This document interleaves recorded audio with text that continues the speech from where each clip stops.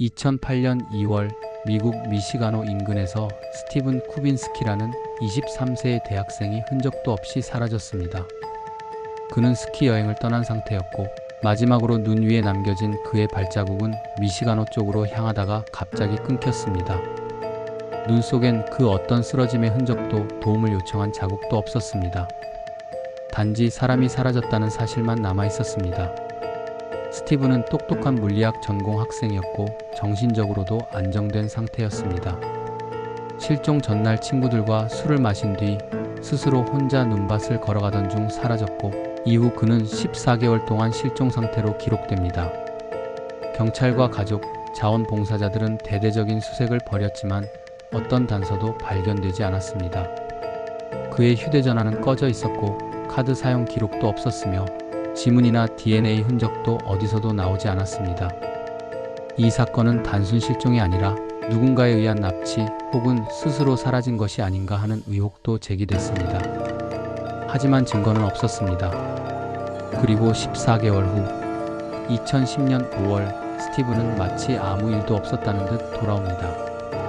약 65km에 떨어진 도시에서 깨어났고 자신이 누군지 알고 있었으며 자신의 부모님 집으로 직접 찾아갔습니다. 그는 매우 평온해 보였지만 정작 지난 1년 넘는 시간에 대한 기억이 없다고 말했습니다.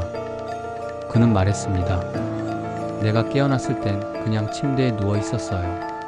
어제 자고 일어난 느낌이었어요. 그런데 사람들이 말하길 14개월이 지났다고 하더라고요. 그의 신체 상태는 매우 건강했고 다친 흔적이나 영양 부족도 없었습니다. 마치 그동안 누군가의 보호를 받고 있었던 듯한 상태였죠. 하지만 그는 자신이 누구를 만났는지 어디에 있었는지 전혀 기억하지 못했습니다. 심지어 그 기간 동안 여행을 했던 듯한 흔적, 새로 산 옷, 배낭, 호텔 영수증 등도 발견됐습니다. 그가 본인의 이름을 쓰지 않은 채 예약한 것으로 추정되는 정보들도 일부 발견됐습니다.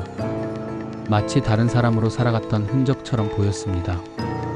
가족들은 처음엔 그가 무사히 돌아온 것에 안도했지만 시간이 지날수록 불안함을 느꼈습니다. 그의 말투, 성격, 눈빛이 이전과는 어딘가 달라졌다는 것입니다. 심지어 그의 친구들조차 같은 사람이긴 한데 무언가 다르다는 말을 했습니다.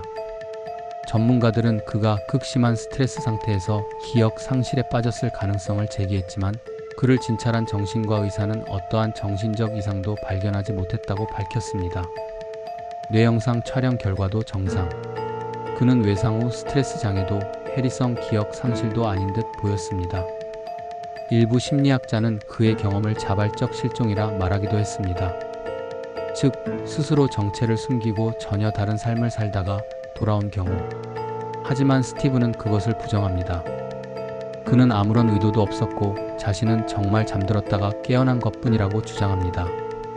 이 사건은 이후 다양한 음모론과 맞물립니다. MK울트라 실험 피해자설, 시간 왜곡 현상, 차원 간 이동, 혹은 외부 개입 가능성 등. 하지만 무엇 하나 확정 지을 수 있는 증거는 없습니다.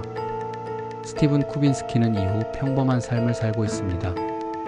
그는 이 사건 이후 자신이 겪은 일을 담은 책을 출간합니다. 제목은 메터모퍼서스 더 미싱 이즈. 그는 인터뷰에서 말합니다. 나는 그냥 존재하지 않았던 시간을 살아냈다고 생각해요. 그는 누구였을까요? 14개월 동안 그는 어디에 있었던 걸까요? 혹은 그는 정말 그 스티븐이 맞았던 걸까요? 파이렉스는 묻습니다.